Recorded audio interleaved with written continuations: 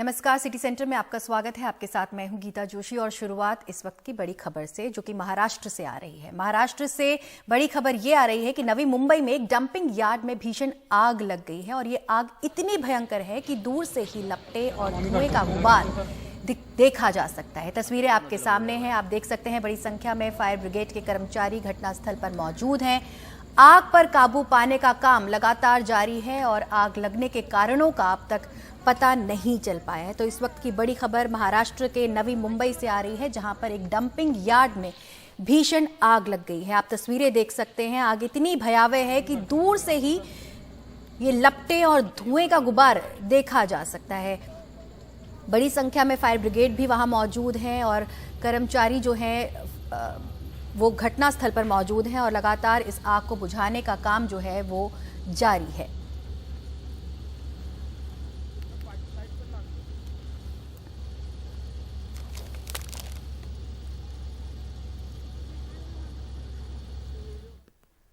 और अगली खबर जम्मू कश्मीर से, जहां डोडा जिले में बड़ी खबर सामने आ रही है। डोडा के एक गांव में भी जोशीमठ जैसा हाल हो गया है। डोडा के नई बस्ती गांव के घरों में दरारें पड़ गई हैं। आप इन तस्वीरों में देख सकते हैं कि गांव में क्या हालात हैं। घरों में बड़ी बड़ी दरारें दिख रही हैं, गलियों और सड़कों में भी दरार आ गई है। इस गांव के 19 मकानों, एक मस्जिद और एक मदरसे में दरारें पड़ चुकी हैं और इन्हें खाली करा लिया गया है। इसके चलते पूरे इलाके में दहशत का माहौल है। एसडीएम के मुताबिक रात 12 बजे पैनिक कॉल आया था, जिसके बाद हाईवे को बंद कर दिया गया। जियोलॉजिकल सर्वे ऑफ इंडिया की टीम भी वहां पहुंच रही है। स्थानीय लोगों का कहना है कि सरकार को तुरंत उन्हें सुरक्षित जगह शिफ्ट करनी चाहिए। डोडा में कई बड़े हाइड्रो इलेक्ट्रिक प्रोजेक्ट हैं। चिनाब घाटी में बने विशाल बांध पहले ही गांव में बाढ़ ला चुके हैं और हालात अब बिगड़ते जा रहे हैं।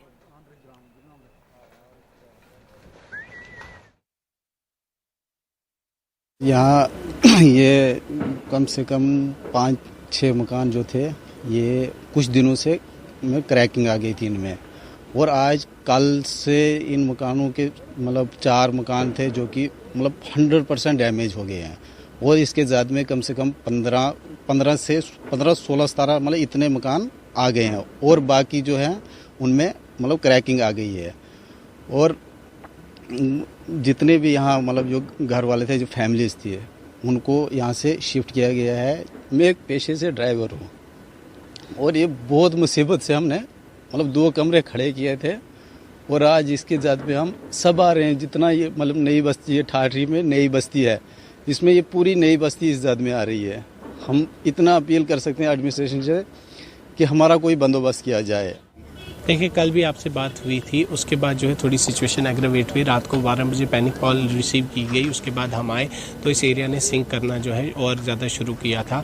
कल रात को 12 बजे जो है हाईवे भी बंद हो गया, स्लाइड आ गई। प्रिकॉशनरी हमने हाईवे खोला नहीं, तो सुबह हमने हाईवे खोला और आज जो है 10 और स्ट्रक्चर्स अफेक्टेड पाए गए। अभी के टोटल जो है 19 हाउसेज और एक मस्जिद और एक मदरसे को जो है इवैक्यूएट किया जा चुका है।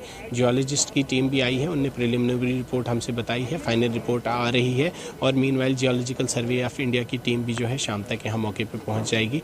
एक्सपर्ट ओपिनियन फ्रेम होगा, उसके बाद कुछ कहा जा सकता है। तो यहाँ पे इस एरिया को रेड अलर्ट किया गया है और कितने मकान हैं यहाँ पे? देखिए, यहाँ पर मैंने आपको जैसा बताया 21 स्ट्रक्चर्स हमने इवैक्यूएट किए हैं और हम जो है इसको मॉनिटर कर रहे हैं। We will take all necessary actions to ensure safety of the people as also to ensure that they are not put to any kind of disadvantage. जिस तरह से इनने कहा कि यहाँ पर किसी शख्स ने जो है यहाँ पर कटिंग की है, उसके खिलाफ उसमें FIR has been lodged and necessary action under law will be taken. The law will take its due course. और अगर किसी ने किसी की भी जान खतरे में डाली है तो कार्रवाई जरूर की जाएगी। वहीं अगली खबर भी जम्मू कश्मीर से जुड़ी हुई है। कांग्रेस नेता राहुल गांधी ने प्रधानमंत्री नरेंद्र मोदी को चिट्ठी लिखी है। उन्होंने चिट्ठी में कश्मीरी पंडितों का मुद्दा उठाया है। राहुल गांधी ने कहा है कि टारगेट किलिंग से घाटी में डर का माहौल है। भारत जोड़ो यात्रा के दौरान कश्मीरी पंडितों का एक प्रतिनिधिमंडल मुझसे मिला। उन्होंने कहा कि अधिकारी घाटी वापस जाकर काम करने को मजबूर कर रहे हैं। बिना सुरक्षा गारंटी घाटी में जाने के लिए विवश करना निर्दयी कदम है। ये राहुल गांधी ने प्रधानमंत्री नरेंद्र मोदी को चिट्ठी लिखकर कहा। और इस पर ज्यादा जानकारी दे रहे हैं हमारे सहयोगी उमाशंकर सिंह। कांग्रेस नेता राहुल गांधी भारत जोड़ो यात्रा के दौरान कुछ दिनों पहले जब जम्मू के इलाके से गुजर रहे थे तो कश्मीरी पंडितों का एक प्रतिनिधिमंडल उनसे मिला था और उन्होंने अपनी सुरक्षा की दुहाई देकर उनको कहा था कि वो घाटी नहीं जाना चाहते। और इसी बात का जिक्र करते हुए राहुल गांधी ने प्रधानमंत्री मोदी को पत्र लिखा है। क्योंकि 90 के दशक में जब आतंकवाद जोरों पर था तो लाखों की तादाद में कश्मीरी पंडित घाटी छोड़कर बाहर निकल आए थे। बाद में प्रधानमंत्री पैकेज के तहत जो जिनको नौकरी दी गई वो वहाँ पे नौकरी कर रहे थे, लेकिन पिछले साल मई में जिस तरह से पहले राहुल भट्ट की हत्या हुई, उसके बाद रजनी नाम की टीचर की जो है उनकी हत्या हुई, तो एक भय का माहौल फिर से बन गया और कश्मीरी पंडितों की ये मांग है कि उनको काम पर लौटने को मजबूर ना किया जाए। हालांकि लोकल एडमिनिस्ट्रेशन की तरफ से उनको सुरक्षा की जो बात है वो की जाती रही है। अब जबकि विपक्ष के नेता के तौर पर राहुल गांधी ने ये चिट्ठी लिखी है तो देखना है कि सरकार की तरफ से क्या कुछ आश्वासन आता है। 3 से 4 हज़ार की तादाद कश्मीरी पंडितों की ऐसी है जिनको कि वहाँ पे पीएम पैकेज के तहत काम मिला था, लेकिन जिस तरह का माहौल है उसमें वो लौटना नहीं चाहते। हालांकि घाटी में सुरक्षा के माहौल में तब्दीली आई है, ये बात भी कही जाती रही है, इस बात के भी दावे किए जाते रहे हैं, लेकिन जो हत्याएं हुई कश्मीरी पंडितों की फिर से, तो उसके बाद उनमें एक असुरक्षा का भाव है। अब देखना है कि राहुल गांधी की इस चिट्ठी के बाद क्या किसी तरह का कोई जवाब प्रधानमंत्री की तरफ से आता है, किसी तरह का आश्वासन आता है, या फिर जिस तरह से कश्मीरी पंडितों को ये कहा जाता रहा है कि वो अगर बाहर गए तो उनकी नौकरी खत्म हो जाएगी, तो इसी तरह का जो रवैया है वो बना रहता है। तो एक विपक्ष के नेता के तौर पर राहुल गांधी ने अपनी बात कही है। सरकार सुरक्षा की तमाम बातें करती रही है। अब देखना है कि क्या इस चिट्ठी का कोई जवाब आता है या नहीं आता है, या फिर क्या कोई कदम सरकार की तरफ से उठाया जाता है। और अगली खबर पंजाब से, जहां कांग्रेस ने पंजाब के पूर्व सीएम कैप्टन अमरिंदर सिंह की पत्नी और पटियाला की सांसद परनीत कौर को सस्पेंड कर दिया है। पंजाब कांग्रेस के अध्यक्ष अमरिंदर सिंह राजा वड़िंग ने परनीत कौर के खिलाफ शिकायत की थी। उन्होंने पार्टी विरोधी गतिविधियों में शामिल होने का आरोप लगाया था। कांग्रेस के नेता तारिक अनवर ने परनीत कौर को अपना पक्ष रखने के लिए 3 दिन का समय दिया है। कैप्टन अमरिंदर सिंह की पत्नी परनीत कौर 4 बार की सांसद हैं। कैप्टन पहले ही बीजेपी में शामिल हो चुके हैं।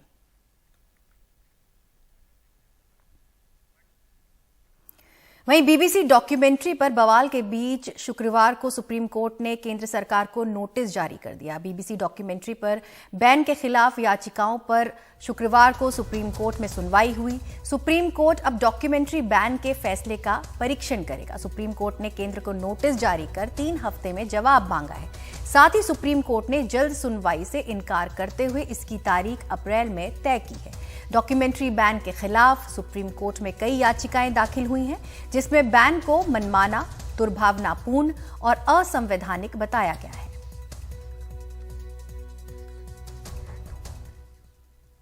वहीं उच्च न्यायपालिका में जजों की नियुक्तियों को लेकर सरकार और सुप्रीम कोर्ट के बीच खींचतान जारी है। शुक्रवार को सुप्रीम कोर्ट ने सरकार को साफ कह दिया कि सख्त कदम उठाने पर मजबूर ना करें। जजों की नियुक्ति को लेकर सुप्रीम कोर्ट के तेवर और भी सख्त हो चले हैं। सुप्रीम कोर्ट की फटकार के बाद केंद्र ने भरोसा दिया है कि सुप्रीम कोर्ट में 5 जजों की नियुक्ति की सिफारिश पर कुछ ही दिनों में फैसला हो जाएगा। The government said that give us some more time. We are going to notify at least the 5 Supreme Court appointments. सरकार ने कहा है कि उसे और समय दिया जाए। कोर्ट ने सरकार से कहा कि उसे दूसरे ऑर्डर्स भी इशू करने होंगे, लेकिन सरकार की दरख्वास्त पर कोर्ट ने इस केस को 13 फरवरी के लिए लिस्ट कर दिया है। But on the government's pleading, they have deferred the matter once more and listed it on the 13th of February. सुनवाई के दौरान सुप्रीम कोर्ट ने केंद्र पर जमकर हमला बोला। कोर्ट ने कहा कि आपका रवैया हमारे लिए परेशान करने वाला है। आप हमें मजबूर ना करें कि हम कोई गंभीर फैसला ले लें। हाई कोर्ट में जजों के तबादले की हमारी सिफारिशों पर अब तक अमल नहीं हुआ। आप उसे भी लटकाए रखे हुए हैं। वहीं केंद्र सरकार की ओर से कहा गया कि इस मामले में प्रक्रिया चल रही है, जल्द ही फैसला ले लिया जाएगा। कोर्ट ने फिलहाल 2 हफ्ते का वक्त दे दिया है। जजों की नियुक्ति को लेकर सुप्रीम कोर्ट पहले भी गंभीर रहा है, लेकिन अब उसने सरकार को चेता दिया है कि उसे कड़े कदम उठाने पर मजबूर ना करें। अगर कोर्ट मजबूर होगी तो फिर मजबूत कदम उठाए जाएंगे। नई दिल्ली से मनोज ठाकुर के साथ आशीष भार्गव, एनडीटीवी इंडिया। केंद्रीय वित्त मंत्री निर्मला सीतारमण ने संसद भवन में बीजेपी सांसदों को बजट की खास बातें बताई। सांसदों के सवालों के जवाब दिए। अब ये सांसद अपने इलाके में जाकर लोगों को बताएंगे कि ये बजट आम लोगों का बजट है। संसद भवन की लाइब्रेरी बिल्डिंग, लोकसभा से लेकर राज्यसभा तक के बीजेपी से जुड़े तमाम सांसद जुटे। मौका था वित्त मंत्री निर्मला सीतारमण का अपने सांसदों को बजट की खूबियों से अवगत कराने का, मन में बजट को लेकर जो भी सवाल उठे थे सबका जवाब देने का, उन मुद्दों को बताने का जिसे लेकर सांसदों को जनता के बीच जाना है। देखिए, आम जनता तक ये बात पहुंचनी चाहिए कि किस तरह से माननीय प्रधानमंत्री श्री नरेंद्र मोदी जी के मार्गदर्शन में माननीय वित्त मंत्री जी ने जो बजट पेश किया है वो सर्वस्पर्शी और सर्वसमावेशी है। सबको एक इंक्लूसिव बजट है जिसमें सबको साथ लिया गया है। इसमें चाहे हम किसान भाइयों की बात करें, चाहे हम महिलाओं की बात करें, चाहे हम ओबीसी, एससी, एसटी क्लास की बात करें, चाहे हम युवाओं की बात करें, आर्टिसंस की बात करें विश्वकर्मा के माध्यम से, तो कोई भी ऐसा क्षेत्र या कोई भी ऐसा वर्ग नहीं है जिसके बारे में इस बजट के अंदर कोई ना कोई प्रावधान ना रखा। बीजेपी को यह लगता है कि बजट में आम जनता के फायदे से जुड़ी बहुत सारी बातें हैं जिसका जनता तक पहुंचना बहुत जरूरी है। महिलाओं, गरीब तबकों और मिडिल क्लास के लिए बहुत कुछ बजट में ऐलान किया गया है। बजट हमारा अच्छा है, इसलिए हम उसको लेके जा रहे हैं, इसलिए हम एग्रेसिव हैं कि हमने बजट बहुत अच्छा दिया है। जहां दुनिया में टैक्स लग रहे हैं वहाँ दुनिया में हम टैक्स पे एग्जम्पशन दे रहे हैं। जहाँ पिछले कई वर्षों से लोग कहते थे साहब lower class, lower middle class employees को कहाँ छूट मिली, वो 7 लाख का हमने छूट दे दिया। तो हमारा बजट अच्छा है, इसलिए हम एग्रेसिव हैं। देखिए, जिस बजट हमारा मनरेगा के बारे में कुछ नहीं कहा और जहाँ आंकड़े देखिए कि हमारे सबसे रिकॉर्ड नीचे वाले आंकड़े 60,000 करोड़ दे रहे हैं, पिछले साल से 33% कम। तो इस किस्म के बजट आम आदमी को क्या मदद देंगे? आप देखिए कि बेरोजगारी के बारे में कुछ नहीं कहा, महंगाई के बारे में कुछ नहीं कहा। इस साल करीब 9 राज्यों में विधानसभा चुनाव होने हैं और अगले साल लोकसभा का। ऐसे में बीजेपी को एहसास है कि अगर जनता तक वह अपनी बातों को नहीं पहुंचा पाते हैं तो उसकी कीमत उन्हें चुकानी पड़ सकती है। भाजपा अपने लोक लुभावन बजट का लाभ उठाने का कोई भी मौका छोड़ना नहीं चाहती। सांसदों को बजट क्लास के जरिए वित्त मंत्री ने उन्हें बारीकियां समझा दी और जनता से जुड़ने का फार्मूला भी। संसद भवन से Rajiv Ranjan, NDTV India. Rail मंत्रालय जल्द वंदे मेट्रो ट्रेन लॉन्च कर सकता है। रेल मंत्री अश्विनी वैष्णव ने शुक्रवार को कहा कि जल्द 50 से 60 किलोमीटर की दूरी तय करने को लेकर वंदे मेट्रो का कॉन्सेप्ट लेकर आ रहे हैं। इस साल प्रोडक्शन और डिजाइन का काम हो जाएगा। अगले साल से वंदे मेट्रो को शुरू करने की योजना है। रेल मंत्री ने यह भी कहा कि इस साल वंदे भारत स्लीपर ट्रेन लाने की भी संभावना है। वंदे मेट्रो और वंदे भारत स्लीपर की सीट डिजाइन में बड़े बदलाव किए जाएंगे। 2 छोटे या 2 मतलब कम डिस्टेंस पे जो टाउन्स होंगे, कम डिस्टेंस पे जो शहर होंगे, फॉर एग्जांपल उत्तर प्रदेश में एग्जांपल है सीतापुर से लखनऊ 60-70 किलोमीटर या फिर लखनऊ से कानपुर। तो इस तरह के जो कम डिस्टेंस पे शहर हैं या उड़ीसा में जैसे भुवनेश्वर से कटक, तो ये आपस में 30-32 किलोमीटर 35 किलोमीटर का रास्ता है। ऐसे में वंदे मेट्रो का कॉन्सेप्ट बहुत ही अच्छा एक कॉन्सेप्ट आएगा। वहीं जम्मू कश्मीर के कुलगाम में सुरक्षा बलों ने आतंकी संगठन जैश ए मोहम्मद के मॉड्यूल का भंडाफोड़ किया है। सुरक्षा बलों ने 6 लोगों को गिरफ्तार किया है और बड़ी संख्या में हथियार बरामद किए हैं। ये कुलगाम पुलिस और 9 राष्ट्रीय राइफल्स का साझा ऑपरेशन है। इनके पास से 4 UBGL shells, 446 M4 rounds, AK-47 के 30 राउंड्स और 2 मॉर्टार शेल बरामद हुए हैं। साथ ही पिस्टल, हैंड ग्रेनेड और वॉकी टॉकी भी बरामद हुए हैं। शुरुआती जांच में ये सामने आया है कि गिरफ्तार हुए सभी लोग सोशल मीडिया के जरिए हैंडलर्स के संपर्क में थे।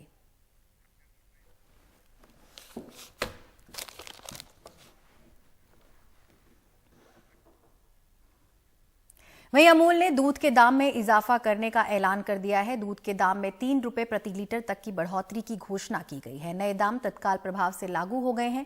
बयान के मुताबिक इस संशोधन के बाद अमूल गोल्ड की कीमत 66 रुपए प्रति लीटर, अमूल ताजा की कीमत 54 रुपए प्रति लीटर मिलेगी। देखिए हमारे सहयोगी सौरभ शुक्ला की रिपोर्ट।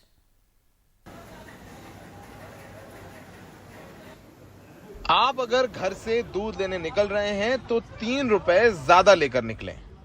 देश भर में हर रोज 40 लाख लीटर दूध बेचने वाली कंपनी अमूल ने पिछले 1 साल में चौथी बार दूध के दाम बढ़ाए हैं। नई दरें शुक्रवार से ही लागू कर दी गई हैं। अब आपको अमूल गोल्ड प्रति लीटर जो 63 रुपए दे रहे थे उसके लिए आपको 66 रुपए देने होंगे।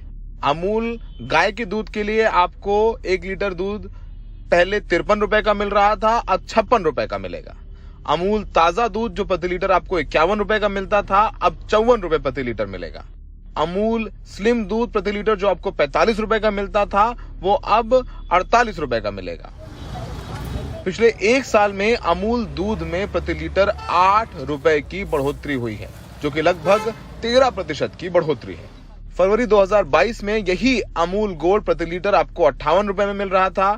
मार्च 2022 में इसकी कीमत 60 हुई, अगस्त 2022 में इसकी कीमत 61 रुपए प्रति लीटर हुई, अक्टूबर 2022 में इसकी कीमत 63 रुपए प्रति लीटर हुई और फरवरी 2023 यानी शुक्रवार से इसकी कीमत 66 रुपए प्रति लीटर हो गई है।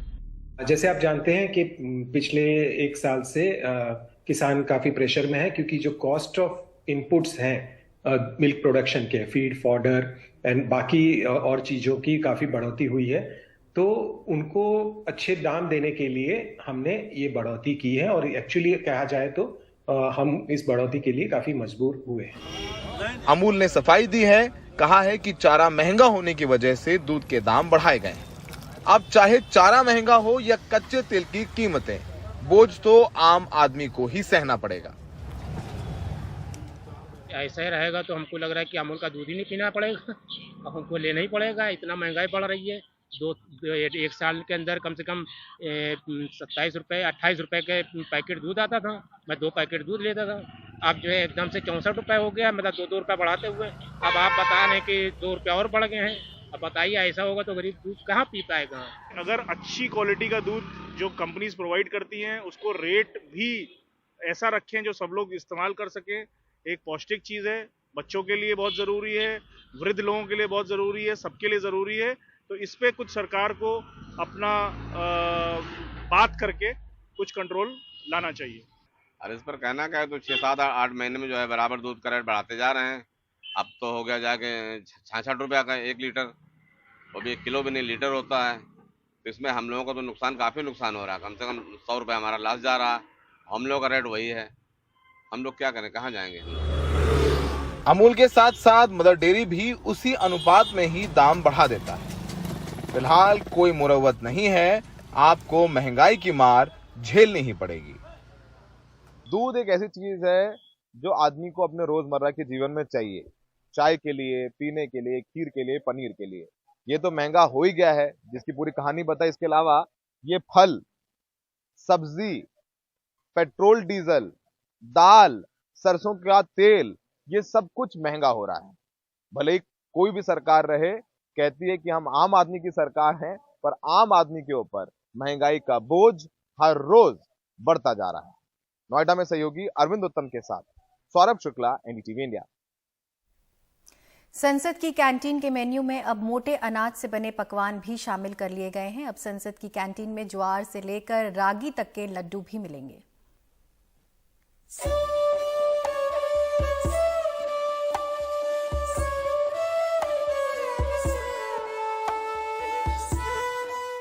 संसद भवन की कैंटीन में कई नए आइटम जुड़ गए हैं। मेनू में बाजरे का राब, रागी डोसा, ज्वार की सब्जी के उपमा से लेकर बाजरे की खिचड़ी तक है। मक्के की रोटी भी है और सरसों का साग भी। मेन्यू को इस तरह तैयार किया गया है कि इसमें देश की पाक विविधता भी दिखे और मोटे अनाज की अहमियत भी। याद कर सकते हैं कि सरकार ने 2023 को मोटे अनाज का साल घोषित किया है। देखिए, ये वर्ष अंतर्राष्ट्रीय वर्ष है मिलेट्स का, इंटरनेशनल ईयर ऑफ मिलेट्स है। और मोटा अनाज स्वास्थ्यवर्धक होता है, बहुत सारी जीवन शैली से जुड़ी हुई बीमारियों से हमें दूर रखता है। और हम सभी सांसद जब सत्र के बीच में चाय, कॉफ़ी या कुछ थोड़ा सा जलपान करने के लिए सेंट्रल हॉल में आते हैं, तो मुझे प्रसन्नता है कि अब हमारी थाली में या हमारे पास एक ऑप्शन के रूप में मोटे अनाज के पकवान और व्यंजन भी होंगे। तो ये बहुत ही सराहनीय कदम है। मुझे लगता है मोटे अनाज खाना भी चाहिए और इससे लोगों को प्रेरणा भी मिलती है कि अगर संसद में इस तरह की चीज़ें मिल रही हैं तो लोग, जो गरीब तबके के लोग हैं, जो पहले इसको सोचते थे ये तो गंवाई चीज़ें हैं, नहीं खाना चाहिए, लेकिन उन्हें भी बहुत ही प्रेरणा मिलेगी। ये तो हम लोगों के लिए बहुत अच्छा हो गया। अब सब सांसद लोग फिट और रहेंगे। ऐसा नहीं है कि इस मोटे अनाज के बस दिखावटी व्यंजन है। स्टार्टर में ही आपको बाजरे का रागी मटर का शोरबा मिलेगा, साथ ही प्याज बाजरे की मठिया, रागी रवा इडली सांबर और शाही बाजरे की टिक्की और जवार का उपमा मिलेगा। और अंत में डेजर्ट के तौर पर केसर खीर और रागी अखरोट के लड्डू भी हैं। माननीय प्रधानमंत्री जी की सोच है कि मोटे अनाज को हम बढ़ावा देंगे तो उससे बल मिलता है। गरीबों को इससे फायदा हुआ, किसानों को, छोटे किसानों को बहुत लाभ होने वाला इससे, और पूरे देश के स्तर पर और दुनिया के स्तर पर इसको फैलाने का भी हमारी भारत की सरकार ने प्रयास किया है। ये बिल्कुल ही स्वागत योग्य कदम है। संसद में कैंटीन की ये बदली हुई सूरत सबको लुभा रही है। सब मान रहे हैं कि इसमें विविधता का भी ख्याल है, सेहत का भी और स्वाद का भी। तो अब आप जब संसद की कैंटीन में खाएं तो एक बार मोटे अनाज से बने व्यंजन जरूर खाइए। हो सकता है थोड़े अलग दिखें, लेकिन यकीन मानिए ये आपकी सेहत के लिए तो अच्छे ही होंगे। हमारे गांव, किसान और खेती के लिए उससे भी ज्यादा अच्छा होगा। संसद भवन से राजीव रंजन, एनडीटीवी इंडिया। हरियाणा के फरीदाबाद में सीएम मनोहर लाल खट्टर और उपराष्ट्रपति जगदीप धनखड़ अलग अंदाज में दिखाई दिए। सूरजकुंड इंटरनेशनल क्राफ्ट्स मेला में मनोहर लाल खट्टर ने बीन बजाई और उपराष्ट्रपति ने ढोल पर हाथ आजमाए।